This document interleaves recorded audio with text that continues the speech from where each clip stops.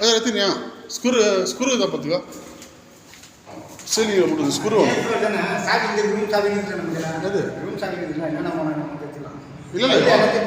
screw மட்டும் எடுத்துக்கோ screw apply கட்ட மட்டும் எடுத்துக்கோ திருப்பதி வர முடியாது பக்கத்து பில்டிங் போகிறேன் இப்போ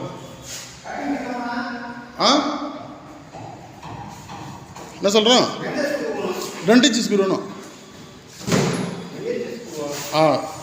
இதெல்லாம் வரும் திருப்பதி வர முடியாது பக்கத்து பிளாக்